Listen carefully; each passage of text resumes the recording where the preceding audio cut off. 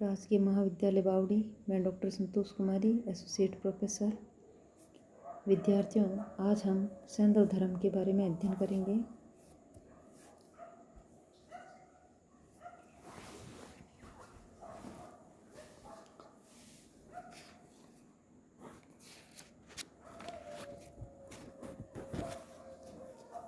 विद्यार्थियों, आज हम सिंधु वासियों के सामाजिक जीवन और उनके धार्मिक जीवन के बारे में अध्ययन करेंगे। लिखित साक्ष्यों के अभाव में यद्यपि सामाजिक जीवन के विषय में जानना अत्यधिक दुष्कर कार्य है, तथापि उत्खनन से प्राप्त सामग्री एवं स्रोतों से सिंधु सभ्यता कालीन सामाजिक स्थिति, विशेषकर तत्कालीन खानपान, वेशभूषा, आभूषण, प्रसाधन सामग्री आदि के विषय में महत्वपूर्ण जानकारी प्राप्त होती है। पहला बिंदु है सामाजिक संगठन। समाज व्यवसाय के आधार पर 4 भागों में विभाजित था।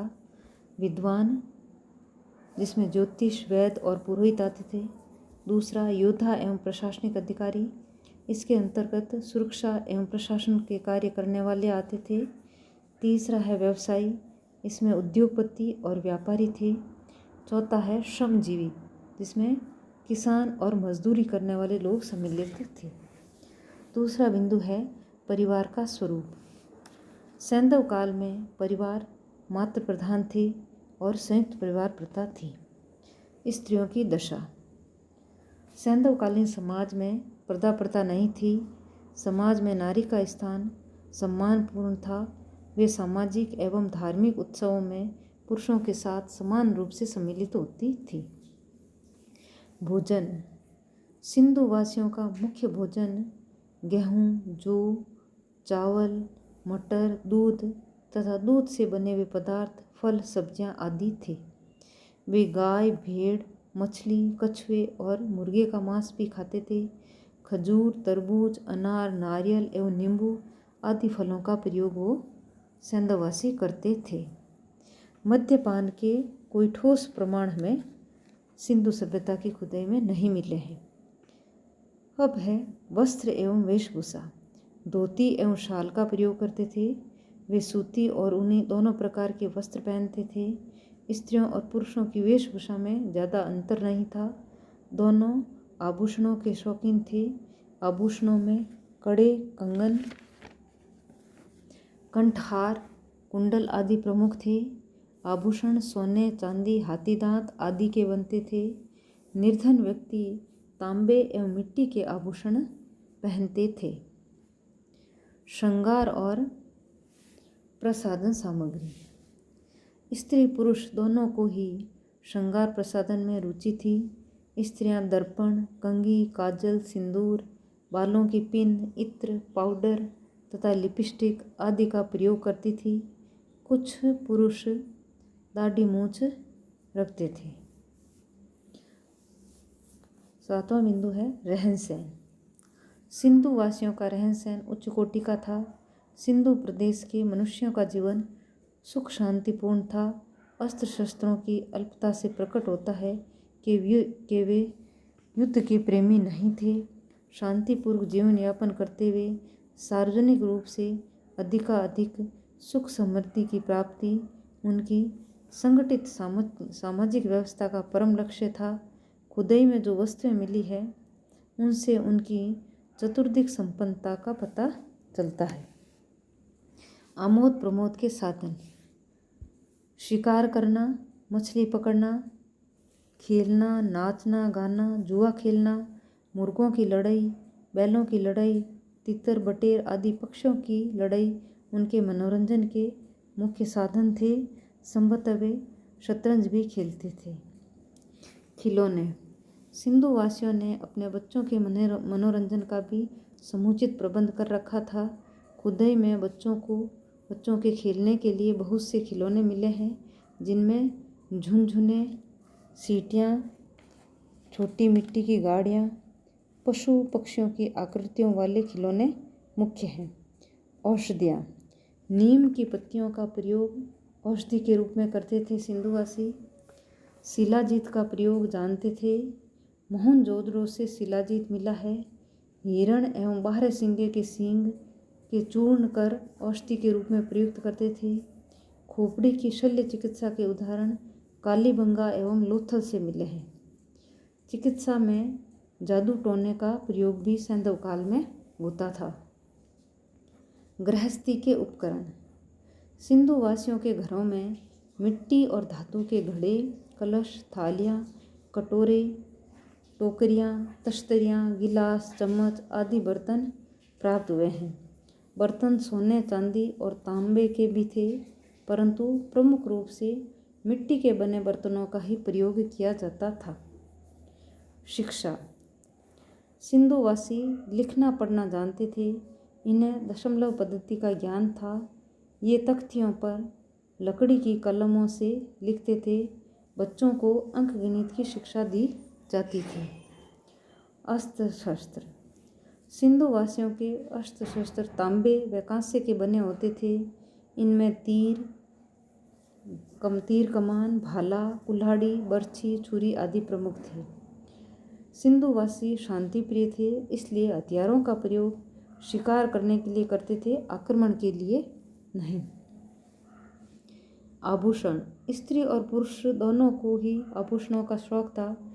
अंगूठियाँ, कड़े, कंगन, कंठार, कुंडल आदि आभूषण स्त्री पुरुष दोनों ही धारण करते थे, जबकि स्त्रियां चूड़ियाँ, कर्णफूल, हंसली, भुजबंद, करधनी आदि का भी प्रयोग करती थी। सोने, चांदी, हाथी दांत आदि के आभूषण बनते थे। निर्धन व्यक्ति तांबे, सीप और मिट्टी के आभूषण पहनते थे। अब हम सैंधव धर्म के बारे में पढ़ेंगे। सिंधुवासियों के धार्मिक विश्वासों के बारे में निश्चित रूप से कुछ भी नहीं कहा जा सकता, क्योंकि अब तक की खुदाई में न तो कोई धार्मिक स्थान मिला है और न ही कोई लिखित धार्मिक साहित्य ही उपलब्ध हो पाया है।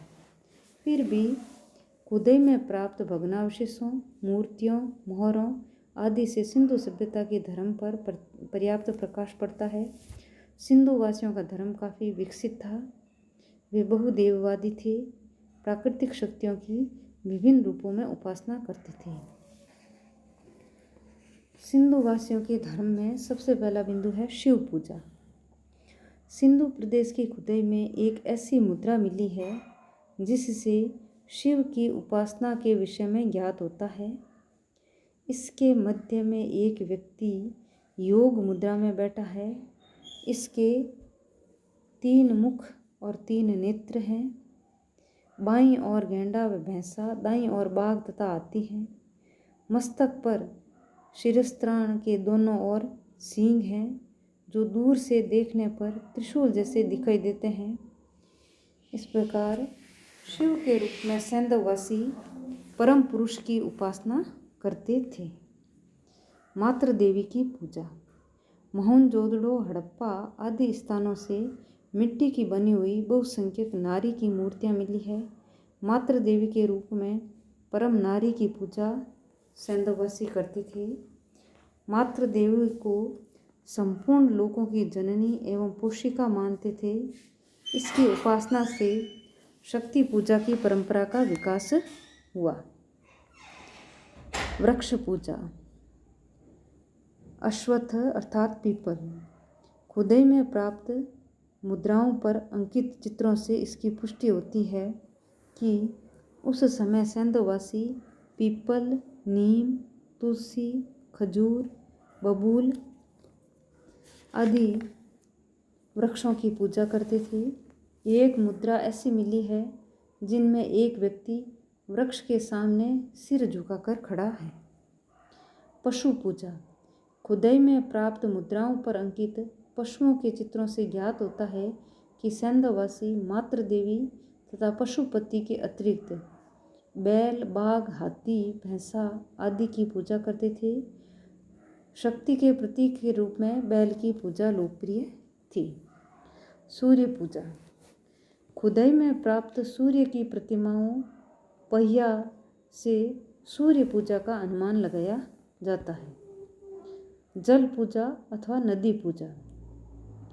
विशाल खुदाई में प्राप्त विशाल स्नानागारों, स्नान कुंडों के आधार पर यह कहा जा सकता है कि सैंधववासी जल पूजा करते थे। समुद्र, तालाब, नदी एवं कुंड में वो देवता का निवास मानते थे। प्रतीक पूजा। खुदाई में प्राप्त सींग, स्तंभ, स्वास्तिका के चित्र मुद्राओं पर अंकित है और पत्थर के शिवलिंग मिले हैं। इससे ये सिद्ध होता है कि सैंधववासी प्रतीक पूजा भी करते थे। अग्नि पूजा। कालीबंगा की खुदाई में प्राप्त यज्ञ भूमि से पता चलता है कि सैंधव लोग यज्ञ करते थे। खुदाई में प्राप्त अग्निशालाओं के प्रमाण अग्नि पूजा की ओर संकेत करते हैं। नाग पूजा। सांपों को दूध पिलाने एवं उनकी पूजा करने की प्रथा सैंधव काल में थी। एक मुद्रा पर नाग की पूजा करते हुए एक व्यक्ति का चित्र है और एक ताबीज पर नाग चबूतरे पर लेटा हुआ है। मूर्ति पूजा और मंदिर। देवी देवताओं, पशु पक्षियों, स्तंभों और प्रतीक चिन्हों के निर्माण से ये प्रतीत होता है कि सैंधववासी साकार उपासना करते थे। उनके समाज में मूर्ति पूजा प्रचलित थी। ये मूर्तियाँ मंदिरों में प्रतिष्ठित की जाती थी या नहीं, इस बारे में निश्चित रूप से कुछ नहीं कहा जा सकता है, क्योंकि खुदाई में मंदिर के अवशेष नहीं मिले। अब है उपासिकाएं। नारी की मूर्तियों में कहीं कहीं नारियां स्टूल पर बैठी है अथवा आहुति पात्र पकड़े हुए हैं। डॉक्टर जॉन मार्शल का मत है कि ये सब मूर्तियां मंदिर की उपासिकाओं की ही है। देवदासियां। मोहनजोदड़ो से एक नर्तकी की मूर्ति मिली है। विद्वानों का मत है कि यह देवदासी की मूर्ति है। पूजा विधि। धार्मिक प्रथाओं में शारीरिक शुद्धि पर विशेष ध्यान दिया जाता था। पूजा से पहले स्नान आवश्यक था। पूजा में धूप दीप का प्रयोग होता था। देवताओं को प्रसन्न करने के लिए नर बलि एवं पशु बलि भी दी जाती थी। अंधविश्वास। सैंधव स्थलों की खुदाई से जो ताबीज प्राप्त हुए हैं, उनसे ये सिद्ध होता है कि सिंधुवासी अंधविश्वासी थे और भूत प्रेत, जादू टोने टोटकों में उनका विश्वास था। योग। शिव की मूर्तियाँ योगी के रूप में हैं। मोहनजोदड़ो से पुजारी की मूर्ति योग मुद्रा में है। इससे सैंधव सभ्यता में योग साधना का कितना महत्व था, इसके बारे में जानकारी मिलती है। परलोक में विश्वास। सैंधव वासियों का परलोक में विश्वास था। उनका ये विश्वास था कि मृत्यु के बाद आत्मा दूसरे लोक में जाती है, इसलिए वो 3 प्रकार से शव का अंतिम संस्कार करते थे। इसमें एक तो है पूर्ण समाधिकरण, इसमें शव को गाड़ दिया जाता था। दूसरा है आंशिक समाधि, इसमें शव को पशु पक्षियों के खाने के बाद, खाने के लिए पहले तो खुले स्थान में छोड़ देते थे और बाद में उसकी अस्थियों को पात्र में रखकर भूमि में गाड़ देते थे। तीसरा है दाहकर्म, शव को जलाना अथवा उसकी भस्मी को कलश में रखकर भूमि में गाड़ना। दफनाते समय या भस्मी के साथ कुछ वस्तुएं भी रखी जाती थी। सैंधव वासियों का ऐसा विश्वास था कि आत्मा दूसरे लोक में जाते समय सफ़र आसान हो जाएगा और ये चीज़ें रास्ते में उसके काम आएंगी। इस प्रकार ये कहा जा सकता है कि सैंधव धर्म आधुनिक हिंदू धर्म से बहुत मेल खाता है और सैंधव वासियों का जो सामाजिक जीवन था वो आज के हिंदू धर्म से काफ़ी मिलता जुलता है और उनके सामाजिक और धार्मिक जीवन का भारत की सभ्यता और संस्कृति पर प्रभाव दृष्टिगोचर होता